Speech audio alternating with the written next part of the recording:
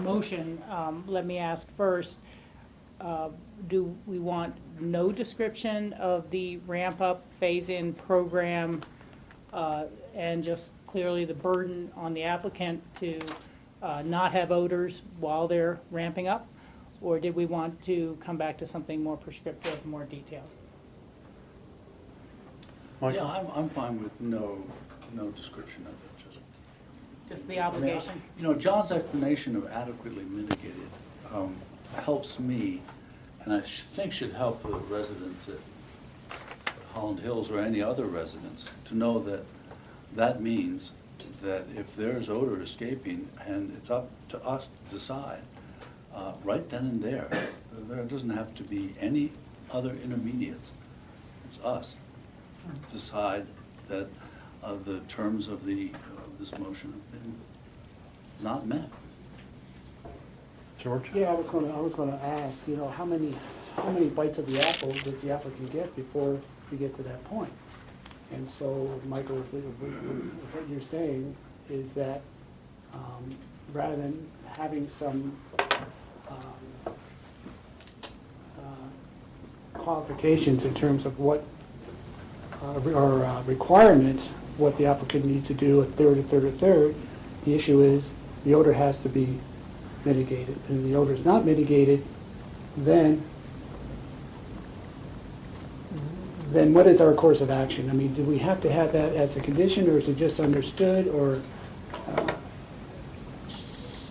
you know what I'm saying? I would think that if the odor is not mitigated, we have the options of suspending the license, revoking the license, suspending operations in X, Y, or Z of the greenhouses. We have a full range of opportunities that require, a 10-day notice, and it's done. And I think that that's a great parameter, that the odor shall be adequately mitigated, and then that's period, and then it comes back to the board if it's not. And that's a given, so then the neighbors know it will come back, and we have a 10-day notice to make a decision on actions to be taken. And I agree that as far as trying to ramp up how many plants in bud, or juvenile plants, or mature plants, or mothering plants, I think we just say that odor will be adequately mitigated. Rachel? Well, that's just what I'm trying to get to, is more the sense of the motion. And it seems that not prescribing the ramp-up procedure is reaching consensus. No. Yeah. Okay. That'd be all right with me. Okay, but that the standard remains. The other item necessary for the motion is that there shall be a monitoring program set up to the approval of the county attorney's office and the Board of County Commissioners, to be paid for by the applicant. And it will be paid for through the county, so it's not a direct check from these guys to whoever the county ends up hiring to do that monitoring. Can we do that? Yes. Yes. Does that seem to be? And John had very clean language on that. I simply stated that the county, which is direction from the board to the staff, will establish a monitoring program and determine its methodology. An odor monitoring. Yes, yes. Odor monitoring program that will be funded by the applicant. Yeah. Okay, were those the main And components then we what need about to capture? if something breaks down? Are we still considering that in under the odor shall be mitigated adequately? I guess I'm leaning more towards John's recommendation that it's either succeeding or not. And if they have a breakdown and cannot repair it very quickly, it's going to be up to them to figure out, all hands on deck, how do we get rid of this odor in the meantime, I agree. or avoid Thanks for discharge. the modifications, making it more clean and more simple.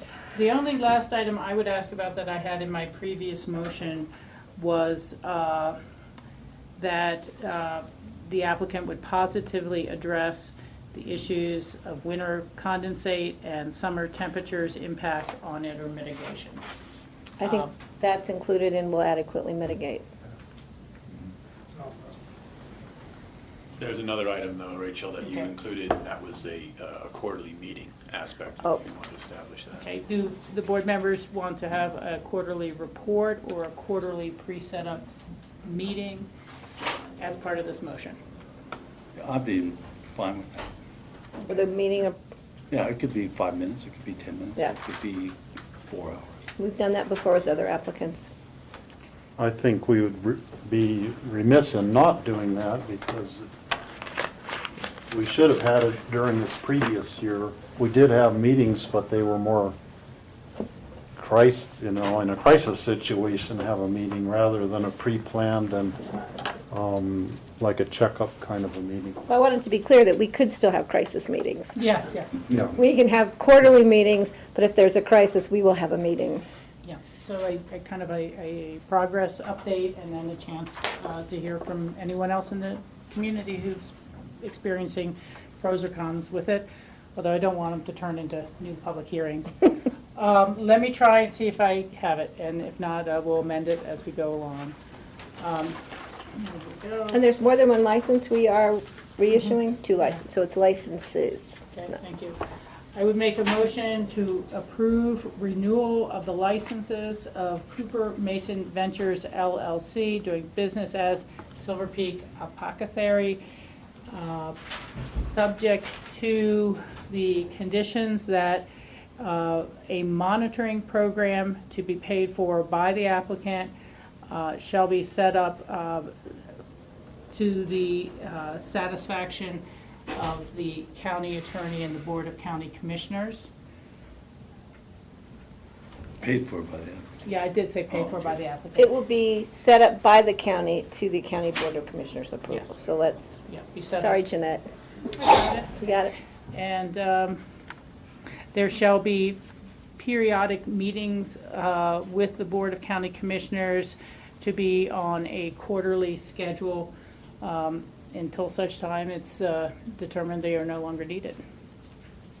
I would say the first condition, though, is that there will be, the odor will be adequately And that the mitigated. odor. Number one, yeah. And That's number number one one. condition is that the odor Oh. emanating from the property shall be adequately mitigated. I will second that motion. Okay, it's moved and seconded to approve those three conditions. Further discussion? George?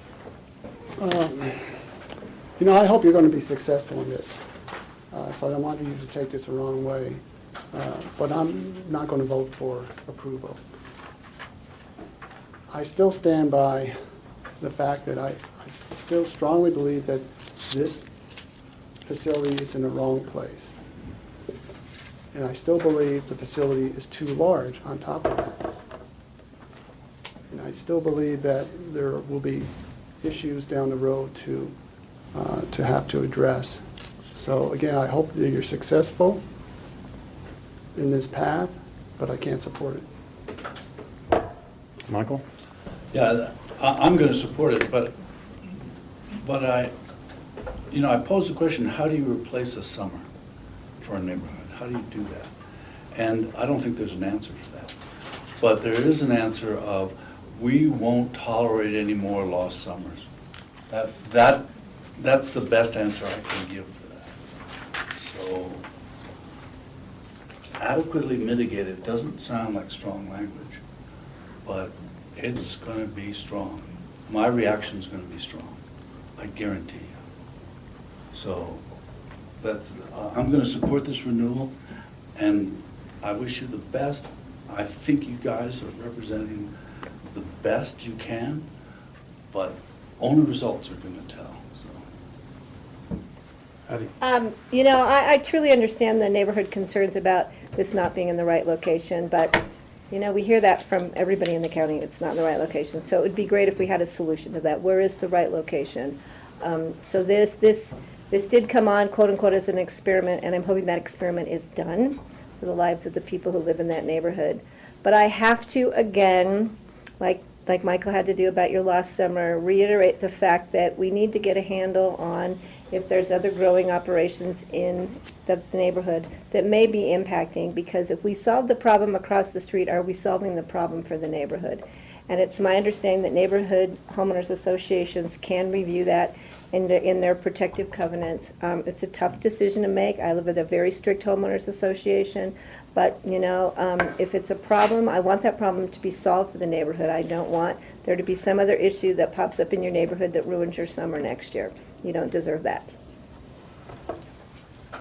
Rachel? Yeah, I agree with that comment, Patty, and that's not to shift the responsibility and the issue that's really in front of us today. Not at all. But it is important, and, there's a point at which no one wants to be the narc. Was that the language I heard at another meeting? But if there are other grow facilities that are causing owners, they should be reported to the skunk smell website, or they need to just not be mirage that's out there. I don't know if that's causing problems, it's not causing problems, but if folks do think they're causing problems beyond this, we need to have more active involvement in resolving those by letting us know where they are and letting your neighbors know where they are. I'm going to go forward with this action today, as difficult as it is, and that's difficult for the neighbors, because I think that it's really about where we are today, and it's about moving forward with solutions as opposed to trying to extract a couple pounds of flesh for the failures of the past. But this is totally and entirely putting the discretion and the responsibility on you to fulfill what were the original terms of this license: no odor impacting the neighborhoods. And I advise you strongly to exercise caution and not get ahead of yourselves, and to know that a little odor can be a lot of odor to other people. Yeah, maybe you get a little immune to it when you're working around it all the time, but folks who aren't, it's not. And that's all I'm going to say. I will support it on those conditions also. This points out the growing pains that the marijuana growing industry in Colorado is having. We get to talk to county commissioners from all around the state, and different places have different problems than we do. All sorts of variety of problems, and ours are, I see us as being on the forefront of coming up with solutions that can help the whole state. That's really why I voted for this a year ago, because our county supported Amendment 64 with more than a 75% majority in every precinct in the county. And then it's a case of everybody took a not in my backyard attitude. I wholeheartedly believe that we should grow the marijuana that we use in this county to be grown here, because it provides jobs for people. We can have some control over how it's grown, and not be shipping in product from big warehouses in Denver or somewhere. And it's not like the marijuana industry is brand new in Colorado. It's been around for decades, and now it's just as above board, and we have the transparency now to be able to have a discussion like this, which I think is really healthy for the community. Also, to me, it's easier knowing that we have to look at this again next year for the annual renewal. That's just part of the program. So if they don't get it right, we can shut them down at any time. We can review the whole thing rigorously next September. And I hope the report next September there's a bunch of ends on the report from the smells from all the neighborhoods around there, and no complaints. And that's what I really think is going to happen, because these guys have been working really hard to get there. So, any further discussion? All in favor, say aye. Aye. Aye. All opposed? Thank you. Okay. Thank you. Thanks to the Thank you. community. Thanks for everybody coming. And we do have other items of business, so if you want further conversations, just take them outside so we can move on.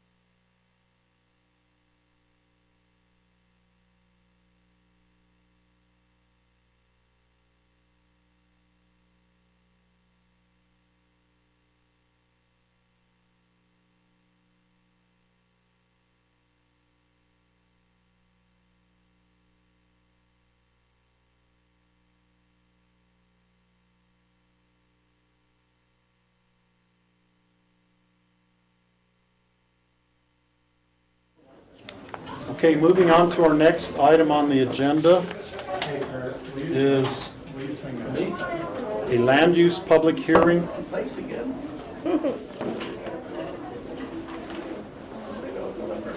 Acceptance of covenant for 19 Little Cloud Trail. And we have Lance Clark here to discuss this, and this is a land use public hearing item. Come on up, Kurt.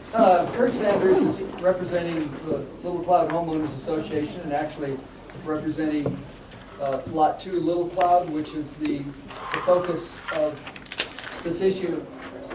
Many of you are familiar with Little Cloud Development. Little Cloud Development is the lower portion of Shadow Mountain, just beyond Cove Park.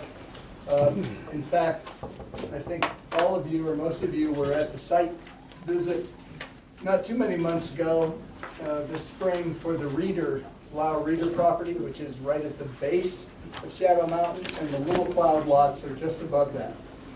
And there is 4 lots in the Little Cloud subdivision.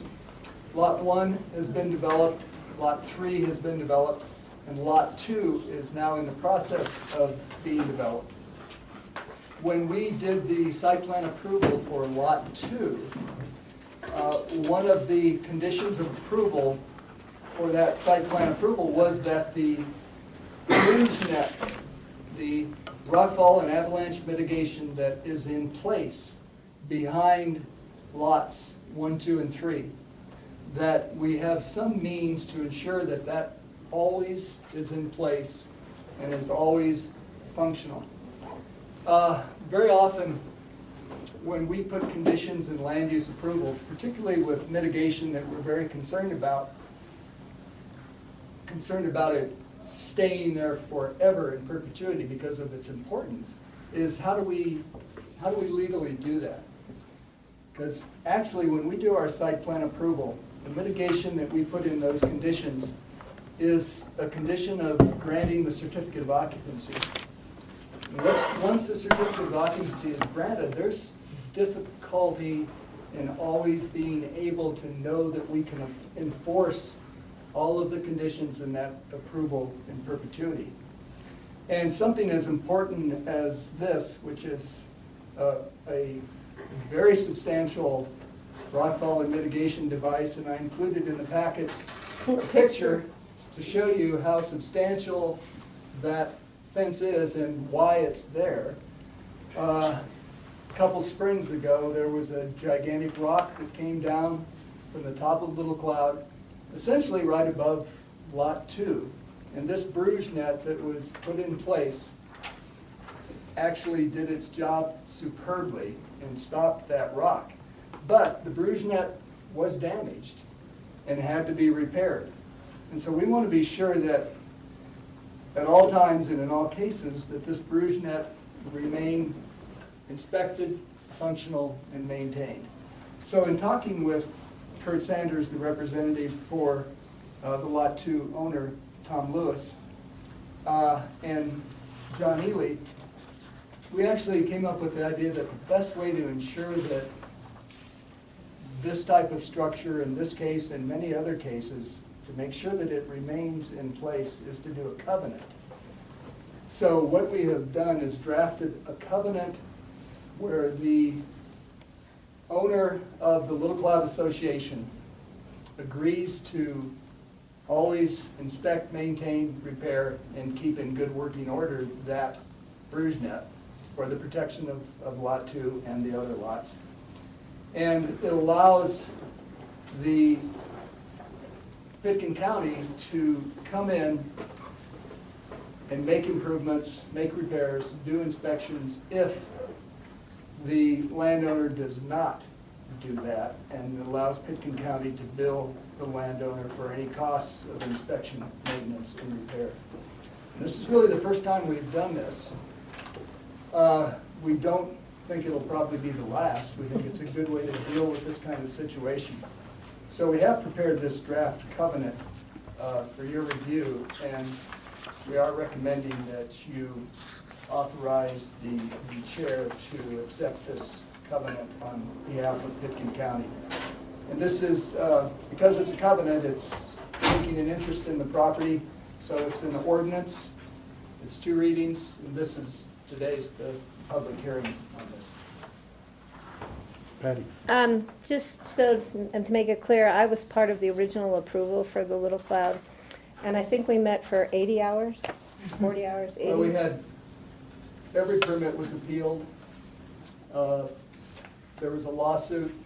It was The laws- significant. The lawsuit is what resulted in this bridge net being built, and being built as substantial as it is.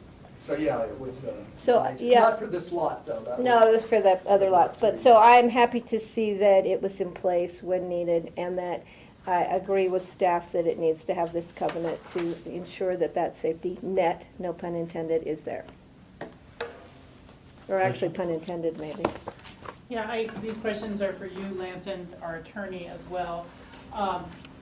Does this create any county liability for a rock that goes through the verge net or anything? Is by becoming a party to this mitigation, are we creating new liabilities for the county? Knowing that anyone can always sue us, but true liability. I know, people are. People can. They are. People do. Well, you know, given the scope of the Governmental Immunity Act and the structure of the covenant, I would say that our liability is minimal. And to the extent that we actually engage in any physical work on any property, we can go the extra step at that time and have it particularly insured for at least some duration until we're satisfied that our immunity does provide adequate protection. Okay, kind of as a follow-up to that, and certainly not to the current owners, but if for some reason in the future, the maintenance repair is not done on a regular basis, or we feel that it's not, and we need to go in and do that, do we have that full ability to bill back the Little Cloud homeowners and make ourselves whole on the expense? Yes, and to establish that amount as in a judgment format, and have that become a lien on the property and collect it and ultimately enforce a sale if we have to. Okay, thank you very much. I remember that when we were looking at Lyle Readers? Reeder's property, there was a discussion about the gap in the net up on the hill, and that the current homeowners up there didn't want to complete that gap. Is that still the situation now, that, or with us having this covenant, would we be able to require that the net be made 100% without the gap in it? When we review the final site plan for the Reeder property, now the Behringer property, we'll be reviewing the mitigation that they propose. And we don't know yet where they will propose that.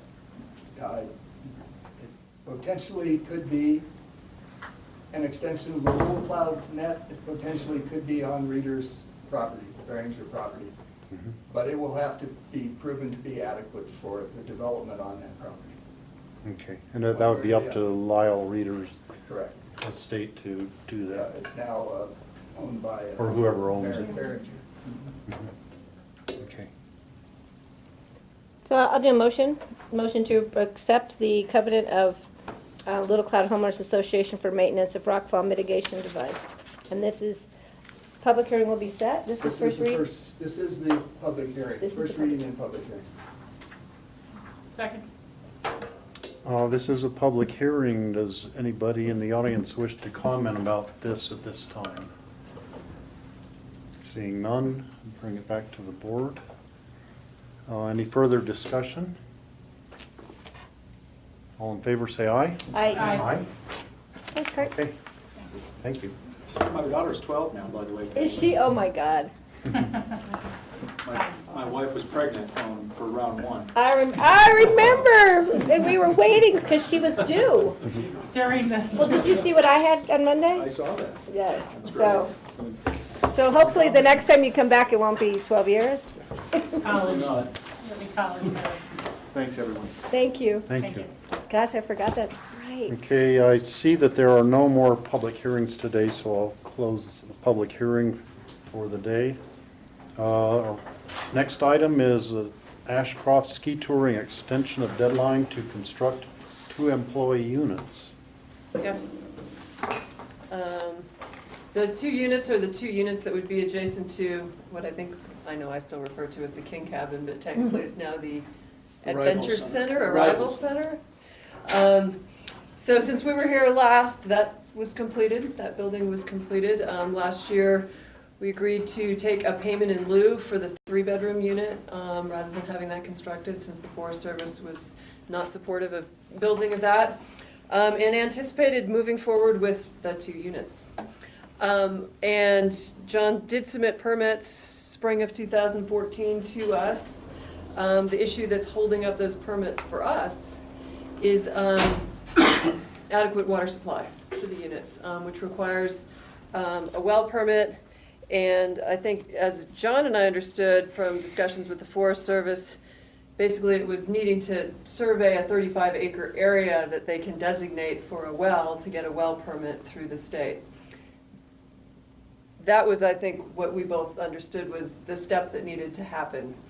In the conversations in the last day, to see if someone from the Forest Service might be available to be here today, and determining that they would not, but I did talk to Martha Moran and got several emails to understand where that stands. She said, oh, it's not as simple as a survey. It's a survey and then a hydrologist and demonstration of compliance with federal water laws, and a whole series of things. And she said, you know, issues are getting the staff to make these things happen. I guess White River National Forest, Andrea Holland Sears was kind of the water person. She retired several years ago. They have not replaced that position. And so anyway, I mean, that's a piece of it, is just getting the people to make this happen. Again, the emails and my conversation with Martha was, so what's the chance of this happening in the next year if we extend the deadline for another year? Was sort of inconclusive. There's no guarantee, I guess, on their end. The way it was described to me is that it's on their program of work for the next year, which I guess their fiscal year starts in October, but it has not yet been accepted. So I guess there's a list of projects that this is on, but they haven't actually then said which ones have priority to move forward. So there's no guarantee at this point if the work on their end that needs to happen would happen within the next year or not. Do you think that's an accurate, short version of the emails that have gone around? Answer your question. Well, here, maybe I'll finish. Maybe then you can have your.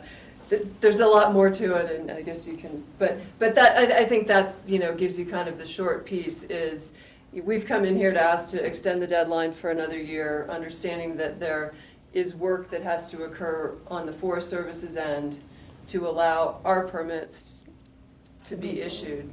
I think there's probably even more to it than that on the end of the Forest Service. So I guess it leaves you in the position of, are we just wanting to grant another 1-year extension on our end and see where we are, you know, again, a year from now?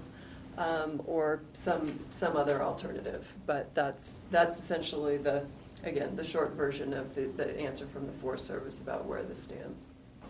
George?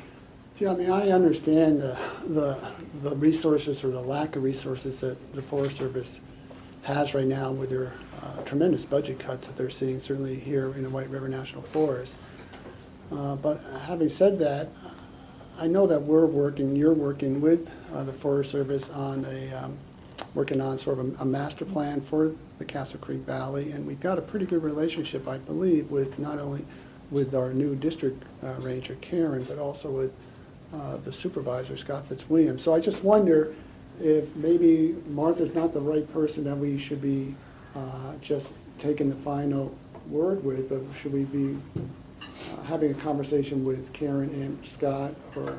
Just so you know, the emails, when Martha did respond to my initial request, everyone is copied. I mean, I think all of the people you mentioned and more as part of the Forest Service team. So, again, could there, be additional conversation, to really understand what else going on their end and John's end? I mean, I do think some of the information that was coming out is not. John has not had those conversations with the Forest Service either. So clearly some conversation needs to happen, but it wasn't, I don't think just Martha, it was Martha responding, but. Yeah, but I just wonder if a face-to-face meeting with Scott and Karen and Martha here with the BOCC may be beneficial. I don't think it would hurt. It would help, probably help. I mean, from our standpoint, it was I received a letter on June 14th of 14, enclosed the regional office draft letter to move ahead with the King Cabin / caretaker construction projects. So they equivocated to an email to Suzanne yesterday saying that this was a project that wasn't necessarily approved, actually building the cabins, not just the water well. So that just happened yesterday, but I told Martha, by the way, you better look back at your emails, because I got a letter from the regional office saying we were approved to build the cabins. What we did in this spring was we thought we had instigated by signing, they have a thing called cost recovery now. So anytime anyone works, sort of like what you guys do in your building department, if someone works on a project, they charge you for it. So we signed it and assumed they were coming up in June. They did come up in June with a surveyor, Wyman, Bodagger, however you say his last name, and Jim, who's the lands guy. They spent a day on a 2-foot easement across the bridge to our Star Peak parcel that somehow had been lost in the shuffle years ago, and they wanted this cleaned up. They did that. They came and did the final survey for the driveway to the Montezuma parcel and did that. I was on vacation, came back and said, well, did you do the well? No, we didn't do the well. And I said, well, you were there with the surveyor, and all you had to do was to go do the well. So this thing about a hydrologist and all of that is news to me. I mean, I'm flabbergasted. I believe, and it sort of is in one of the emails, where it says, this was given to you by an old ranger, a different ranger. So insinuating that the new ranger now is taking a different position. While I agreed with the ranger on the 3-bedroom cabin, because of the aesthetically of where it would sit by the restaurant, if you remember, we had the conversation, or at least you guys did, right, with Karen and Martha, relative to the 3-bedroom, but they never came up at that point and said, we don't want the 2 down by the King Cabin, correct? My understanding has been right, yeah. They Yeah. opposed the 3-bedroom, but they were still interested in seeing these units for a presence up there. Not thrilled, but acceptable. And remember what I said to the board was that we want these. I don't want to give you cash in lieu for these 2 things. I mean, I gave cash in lieu for the other 3-bedroom, and I could have used that as a down payment for something, but I paid the cash in lieu. I would rather, we need the housing, we need the on-site housing. We can't have, zero on-site housing on the forest. It's not fair. She even said, Karen said, I don't know if I have it written somewhere, but she said, well, put them on your 5 acres. Well, I'm not taking a piece of, 5-acre land right in front of the view plane of the restaurant and then build more employee housing on it. I won't do it. That's not fair. So I'm amazed by the last couple of days. I think by this afternoon, or by midday today, Martha sort of realized that she had sent this letter. It did approve the cabins, so that part of it's off the table. So all it remains is the drilling of a well. Rachel? I'm gonna lose my building permit now, and I've extended it, right? I can't extend it again. So I'm gonna spend $4,000, $2,000 each time on the building permits and lose that, because it'll expire in March. Well, unless I start by March. March. Yeah, John, what a long, painful tale this has been.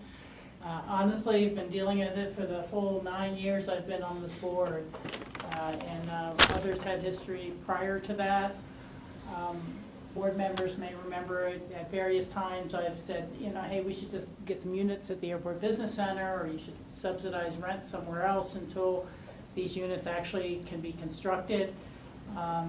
Some of that was when we were at a real low point in the housing market values in this community because of the recession, but of course that wasn't the direction from the board. I wish it had been, because we could have seen some of this resolved. I can look at this history and have nothing but empathy for you on this most recent go-round. You're making sincere efforts to get this last bit of affordable housing mitigation done. I would, as others have suggested, be happy to try to prod the Forest Service along. I have a lot of empathy for them too because of their budget cuts, but this is something that's unacceptable to me from them, because it's a resort recreational amenity and it has certain service needs, and there's been an ongoing master plan for a long period of time, and to not have yet had the opportunity to complete their side of the approvals, as it were, so this component could go forward, it just doesn't make sense to me. And it's something that, clearly there should be some on-site managers or employees as well in such a remote location. So to keep it simple and short, I am willing to support the, how would we call it, extension of the deadline for the construction of the last affordable housing unit until December of 2016. I'm gonna support that too, but I would like to see how we can follow up with a meeting or something. I don't know what the board or staff wants to recommend that we do to try and see if we can explain the nature of this and the need to move it on with the Forest Service. Is that a second? I'll second that motion. George, a second? Oh, yeah, sorry. I forgot that part, didn't I, Mike? I've been seconding all that. Thought it was an assumed second. Michael? Let me ask a question of Lance or Suzanne. Does John have the option of putting in a water storage tank at the site and trucking in potable water for the units? Well, yes, there are circumstances where we have allowed that. We have a policy, I don't have it with me, but it's the Environmental Health Department administers it. We wrote it 10 years ago or so, because there were some properties that could not achieve a viable well, but they had a development right. So we did come up with a water trucking policy. If someone makes certain types of efforts for a certain period of time and can show they cannot come up with a viable source of water any other way, we have done that. Yeah, so I don't know what kind of option that is, but it seems to me we should also allow that as an option. And the Forest Service maybe will come up with a whole series of regulations about a storage tank. But it makes the possibility of building those units and supplying with water possible, it seems to me, at least at this a good thought. We Michael, did that up you had 133. the exact same thought I did. Every house in the Virgin Islands has a cistern built on it. That's the first thing they build is the cistern, and then the rest of the house is built on it, and they all rely on either trucking in water or capturing rainwater. So that works. One of the things we're forgetting to mention here, it's not the Forest Service per se, the other culprit is the state. I actually went down one time to the state. The state said you had to have 2 wells, even though the buildings are adjacent to each other. And they said that if the employee units were attached to the king cabin, that could mean that you could get away with possibly, he said it was a gray area, 1 well. But you see, there is a well, and it's producing water for the toilets in the king cabin as opposed to the toilets and showers and employee units, which is too bad. But I guess that's the way this is. Could the county accept a plan to use the 1 well from the king cabin to supply The the state- 2? It's a matter of the state. I mean, the state didn't, I mean, the state They said, won't allow it. because the units are planned to be detached, and so, Okay. you know, Could, they always said it was a separate permit. could water be gotten from the spring that supplies the Aces property, Stuart Mace's? Oh. They don't have very good water, I don't think. I was thinking you were going to say that up by the Pine Creek Cookhouse. I don't know anything about the water No, the supply state there, would but allow it because then it I would be wouldn't think so. another, Okay. another use. George? Is that a new regulation by the state? Because there's many homes in Pickens County that share wells. The well that is permitted for the arrival center is a commercial exempt well, and they need a residential well for the 2 units. So it's, you know, Different fitting regulations. within right there. We have a motion and a second. Yeah. Any further discussion to approve the 1-year extension? I would still like to see if there's something we can do to meet with at some point, maybe with our joint meet, I don't know. I think that's something with staff. Yeah, with the Forest Service that we could bring this up. Or George, since you brought up, do you have any thoughts to how we could? Well, I don't know when our next quarterly is scheduled, but if it's a ways away, well, I know our schedule the next couple of months is pretty tight anyway with budget, but I would try to do this as soon as possible. I'm wondering if a partial building permit could be given to John to do like the foundation work or something, so that he could activate the building permit You need to have water before you can move forward. before he can even do the foundation. It's just too much of a precedent. You can't bend the rules all the time, but he's getting an extension, and it's unfortunate, but that's about all we can do other than trying to pressure the Forest Service. And look into the water tank issue, if that's a possibility. That's a great idea, I think. Yeah. Sometimes we just need to be creative. Can I bring up, or should I wait until, did you vote? No, we didn't vote yet. I'll call the question. All in favor, say aye. Aye. John? I'd like to, I called the housing office the other day, and one of the things that's broken our hearts over the years is the property directly across from the hospital. I tried to buy it, but the city outbid me and paid some enormous amount of money. And I just sit there seeing the old mailbox and the grass growing and the trees, and I wonder what your plan is for employee housing in the county, and whether you'd consider looking at that parcel as a possible site for county employee housing. I've contributed a lot of money already. I could conceivably contribute, you know, depending what it would cost, but I don't know what your plan is for county housing. I know that the sign saying city starts somewhere there. I don't know if it starts before the property or right after the property, but it is a vacant lot. It would be ideal for Ashcroft employees, might be also good for Country Day employees, hospital employees, or teachers. And it just, I don't know how many years it's been vacant, but it's been vacant for a number of years, right? Like 5 So or 8 the years. city purchased it? Yes. Hmm? So the city purchased it, so, City owns it as far as I know. Yeah. Do you need I was to? just gonna say, I don't know that we can get involved or push their program per se, you know, if they bought it with their housing money, they're gonna be more about general lottery as opposed to allocating housing in specific lots to specific types of employees or employees of specific businesses, so they'd have a tough precedent there to break, and, you know, it's an opportunity, they own a lot of lots around town that they haven't done anything yet because they've been finishing Burlingame, and, but we do try to look at opportunities when we can to work together, and we're trying to move forward on some projects as well, but they're not immediate to Castle Creek the way that is. But I take that as a great heads up, but it's not something that's actionable in the classic sense. I thought I'd ask, and the second question I've asked, and really not asked Cindy, asked Lance, I've asked Suzanne. So Elk Mountain Lodge is 25 bedrooms, 25 bathrooms, has no employee mitigation whatsoever, and no deed restrict employee housing on the property. Is that the answer that I keep getting? And you wonder how we feel driving by it. Is that the official answer?